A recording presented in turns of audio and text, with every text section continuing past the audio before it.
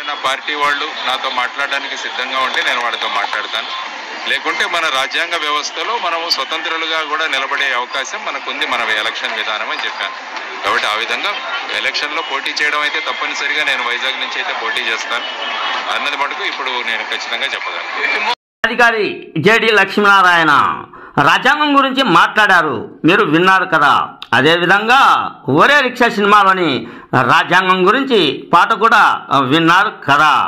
ఇక మా రామరాజ్యం ఛానల్ ప్రేక్షకులకు నమస్కారం. రాజ్యాంగం అనే అంశంపై విశ్లేషణ. ప్రతి ఒక్కరూ చదువుకున్న మేధావి, అల్లాడుతున్న జనాలు, అధికారి, నాయకులు, అంతో ఇంతో సమాజంలో నేనే ఖచ్చితమైన వ్యక్తి అనే వాళ్ళు మాట్లాడేది ఏమిటి అంటే రాజ్యాంగం మనకు కల్పించిన హక్కు. రాజ్యాంగాన్ని కాపాడుదాం, దేశాన్ని ముందుకు నడిపిద్దాం, రాష్ట్రాన్ని ఆదర్శవంతంగా తీర్చిదిద్దుదాం. ఇది మాట్లాడబట్టి కొన్ని ఏండ్లు అయ్యింది. స్వతంత్రం వచ్చింది, అది కూడా ముసలిది అయ్యింది. మారిందా రాజ్యాంగం? అమలవుతుందా రాజ్యాంగం అనే సందేహమే తప్ప భారత రాజ్యాంగం కొందరికే అన్నట్లు ఉంది. ప్రస్తుతం ఈ రాజ్యాంగం గురించి నేను ఎందుకు ఈ వీడియో చేయాల్సి వచ్చింది అంటే మాజీ సిబిఐ అధికారి జేడి లక్ష్మీనారాయణ రాజ్యాంగం గురించి మీడియా ఎదుట మాట్లాడాడు. రాజ్యాంగం మనకు కల్పించిన హక్కు, ఎన్నికల్లో నేను పోటీ చేస్తా, స్వతంత్ర అభ్యర్థిగా అయినా నిలబడతా అని రాజ్యాంగం గురించి చెప్పుకొచ్చాడు. ఎంతో మంది రాజ్యాంగానికి లోబడి ఎమ్మెల్యేలు, ఎంపీలు అయ్యారు. రాజకీయంలో రాణించేందుకే కదా, ప్రజలకు సేవ చేసేందుకే కదా, ప్రజా సమస్యలు తీర్చేందుకే కదా. ఇది జరుగుతుందా అంటే అది ప్రజలకే తెలిసి ఉంటుంది. సేవ పేరుతో సేవ్ మనీ అంటున్నారు.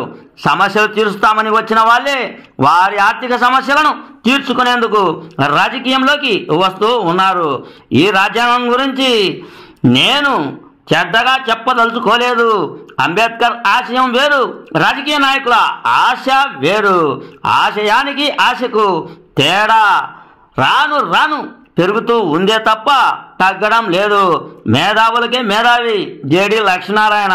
కానీ రాజ్యాంగం కల్పించిన హక్కుతో ఎన్నికల బరిలోకి దిగితే ప్రస్తుతం జరుగుతున్న రాజకీయ చదరంగంలో రాణిస్తాడా? రాజ్యాంగం చెప్పినట్లు ఎన్నికల నిర్వహణ జరుగుతుందా? డబ్బు కాదు ముఖ్యం, మాకు జేడీనే ముఖ్యం అని ప్రజలు జేడి లక్ష్మీనారాయణ వైపు మొగ్గు చూపుతారా? జేడీ సక్సెస్ అయితే రాజ్యాంగం సక్సెస్.